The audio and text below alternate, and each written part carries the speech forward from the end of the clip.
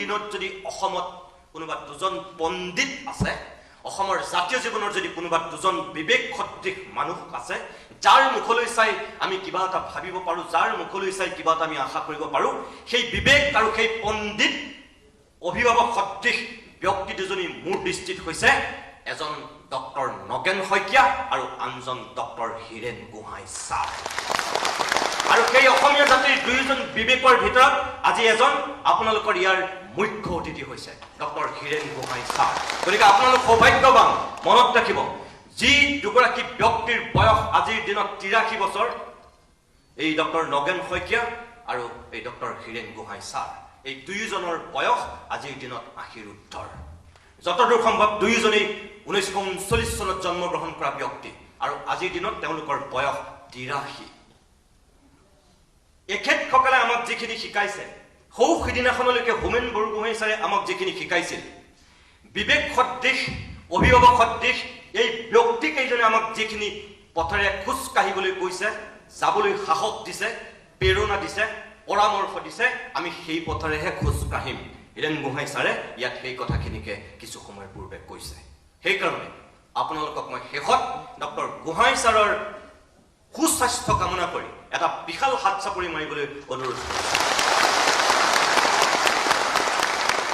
এই বয়সতো আহি লাখুটি লৈ ইয়াত ছাৰৰ মনৰ কথাখিনি কৈছে। ছাৰৰ লগত বহু ক্ষেত্ৰত মোৰ চিন্তাধাৰা নিমিলিব পাৰে, হীৰেন গোহাঁই ছাৰৰ প্ৰত্যেকটো কথা মই সমৰ্থন নকৰিব পাৰোঁ, কিন্তু সেই বুলি মই ৰাজহুৱাকৈ কৈছোঁ, হীৰেন গোহাঁই ছাৰৰ লগত ময়ো যুদ্ধ কৰিছোঁ, কি বাতৰি কাকতত হওক কি টেলিভিশ্যনত হওক। কিন্তু সেই বুলি ছাৰৰ যিটো পাণ্ডিত্য, ছাৰৰ অসমৰ সমাজ জীৱনৰ প্ৰতি যিখিনি অৱদান কোনোবাই অস্বীকাৰ কৰিব পাৰে, সেই ধৃষ্টতা মই কেতিয়াও দেখুৱাব নোৱাৰোঁ। নাই মোৰ সেই ধৃষ্টতা। মই ছাৰৰ ভৰিৰ তলৰ ধূলিকণাও নহয়, জ্ঞান আৰু পাণ্ডিত্যৰ ফালৰ পৰা কিছুমান কথা মোৰ লগত নিমিলিব পাৰে। ছাৰৰ মন সুকীয়া, মোৰ মন সুকীয়া, স্বাভাৱিকতেই তাত দ্বিমত থাকিব পাৰে। সেইবুলি সকলো কথাৰ মই বিৰোধিতা কৰিম সেইটো নহয়।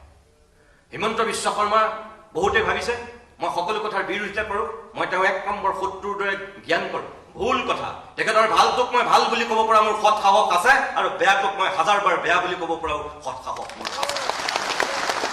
তৰুণ গগৈ ডাঙৰীয়াৰ দিনতো মই একেই স্থিতি লৈছোঁ। তৰুণ গগৈ ডাঙৰীয়াৰ ভালটোক মই ভাল বুলি কৈছিলোঁ আৰু বেয়াটোক মই বেয়া বুলি ক'বলৈ মই সৎ সাহস দেখুৱাইছিলোঁ। আপোনালোকৰ এই BTD এলেকাৰে যেতিয়া প্ৰিয়া বসুমতাৰী নামৰ সেই 10মান শ্ৰেণীৰ ছাত্ৰীগৰাকীক নিষ্ঠুৰভাৱে দেউতাক মাকৰ সন্মুখত গুলিয়াই হত্যা কৰিছিল, NDFB নামৰ সেই নৰ পিপাসুকেইটাই যেতিয়া থকা সৰকা কৰিছিল গুলিয়াই, 3 দিনলৈকে অসমত কোনো এটা মাত মতা নাছিল, ক'তো প্ৰতিবাদ হোৱা নাছিল। মই অস্থিৰ হৈ গৈছিলোঁ, মোৰ বুকুখনে কান্দিছিল।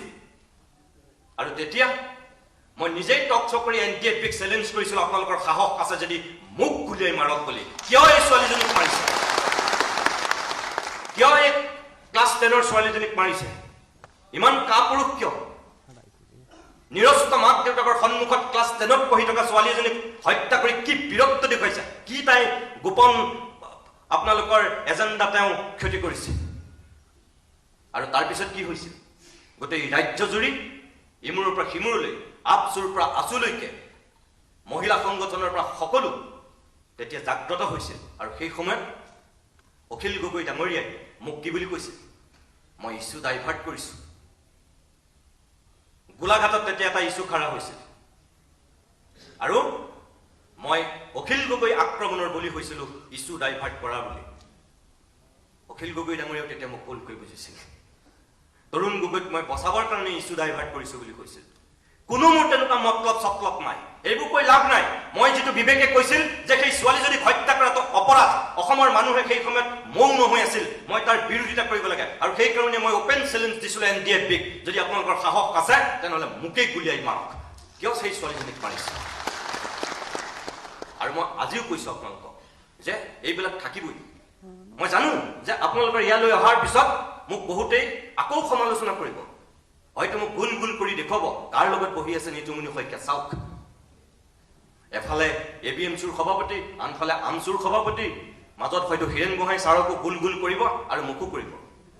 কিন্তু সেইবিলাকলৈ মই ভয় কৰা ধতুৱা নহয় মই অসমখনক ভাল পাওঁ মোৰ অসম প্ৰেমটোক কোনেও মোক চাৰ্টিফিকেট দিব নালাগে আৰু কাৰো মোক তেনেকুৱা পৰামৰ্শও নালাগে সমালোচনা কৰা মই যোগাত্মক সমালোচনা সদায় স্বাগতম কৰিম কিন্তু যিসকলে মোক ভাবিছে যে মোক সমালোচনা কৰি ধ্বংস কৰি দিব বা মোক কৰবাত অপবাদ দি বদনাম কৰি অপযশ দি মোক ফিনিশ কৰি দিব সেইসকলে জনা উচিত মোক যি সৃষ্টি কৰিছে তেওঁহে মোক ধ্বংস কৰিব পাৰিব যি মোক সৃষ্টি কৰা নাই তেওঁলোকে মোক কেতিয়াও ধ্বংস কৰিব নোৱাৰে সেইকাৰণে আপোনালোককো কৈছো যে সদায় আছো আপোনালোকৰ লগত সদায় থাকিম যেতিয়া আপোনালোকে ভাল কাম কৰিব সদায় থাকিম কিন্তু যদি আপোনালোকে বেয়া কাম কৰে যদি আপোনালোকে জাতিটোৰ ক্ষতি কাম কৰে জনগোষ্ঠীটোৰ অন্যায় কৰে তেতিয়াও কিন্তু মই আপোনালোকৰ বিৰুদ্ধে গুজৰিবলৈ মই কোনো কেৰেপ নকৰিম ইয়ালৈ মোক বিশিষ্ট অতিথি কৰি মাতি আনিছে কাৰণে মই আপোনালোকক কিন্তু তাৰ পৰা ৰেহাইও নিদিম মোৰ স্পষ্ট কথা আজি জানি এই কথাটো মই এই এপিএমচিৰ সভাপতি সম্পাদকৰ সন্মুখতে কৈছো আশৰাফুল ইছলাম আৰু টাইছন মোৰ খুব ভাল মৰমৰ ভাতৃ কিন্তু তেওঁলোকে যদি ভুল কাম কৰে তেনেহ'লে আগন্তুক দিনত মই সেইটো ভুল বুলি ক'বলৈ মোৰ কিন্তু সৎ সাহস আছে ইয়ালৈ মাতি আনিছে কাৰণে মই কোনো তেওঁলোকক যে বচাম সেইটো কথা হ'ব নোৱাৰে মই খোলাকে কৈ থৈ গৈছো